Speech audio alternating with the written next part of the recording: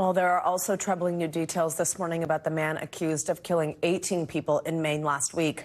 We're now learning there was a statewide alert for him weeks before the shooting. For more, we're joined by NBC News Justice and Intelligence correspondent Ken Dilanian. Ken, good morning. Tell us what triggered this alert and what exactly that means, a statewide alert.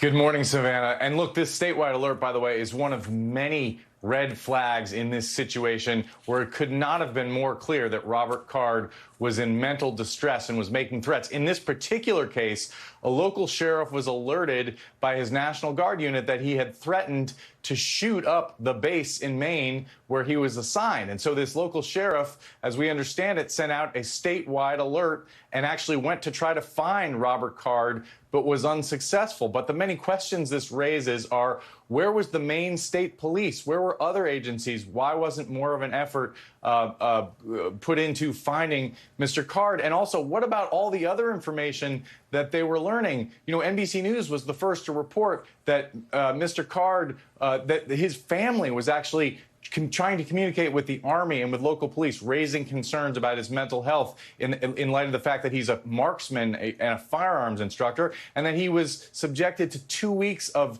inpatient mental health treatment after he made separate threats months ago while he was on duty in New York in the military. So there just are a lot of unanswered questions here. And for a while, Maine authorities were saying, well, we have a manhunt going on, so we're not going to deal with these questions. They need to answer them now, Savannah. Absolutely. Ken, how common is an alert like the one that we know was in place at this point? And what is the sheriff's office saying about the department's response to that alert? So it's not entirely clear how common it is, and what I've seen some officials there saying is it wasn't specific enough.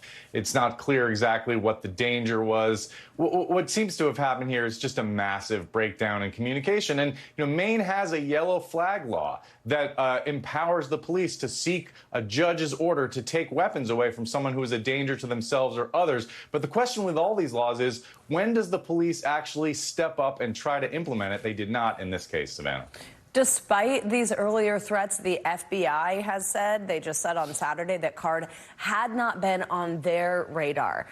Is that normal in the way that communication should work between two different types of government entities? Or is that a problem? Was that a lack of communication that should have taken place? Savannah, that appears to be a profound failure in the following respect. The FBI maintains the database that feeds into gun dealers who decide whether to give someone a gun or whether they're a prohibited person.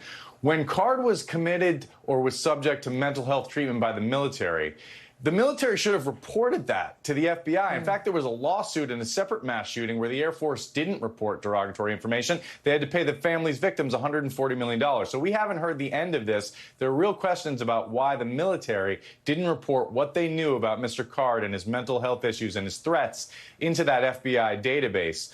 In terms of the local law enforcement, it's not clear whether it rose to the level that they needed to report what they knew to the FBI. It was their ultimate responsibility in Maine to make sure that if a man was making threats and was armed with assault rifles, that they took action there. And clearly, that did not happen, Savannah. Ken, quickly before I let you go, another little piece of news here that he had tried to buy a silencer months before the attack. Tell us about that. Yeah, in this case, the system worked. A gun dealer has said that he ordered the silencer online, came to the store, filled out a federal form, and acknowledged that he had been committed to a mental health institution. And they said, I'm sorry, Mr. Card, we can't give you the silencer. He left politely. But then the question is, what did they do then? That's not clear from the reporting. Did they report this to the authorities? That remains unclear, Savannah. Thanks for watching. Stay updated about breaking news and top stories on the NBC News app or follow us on social media.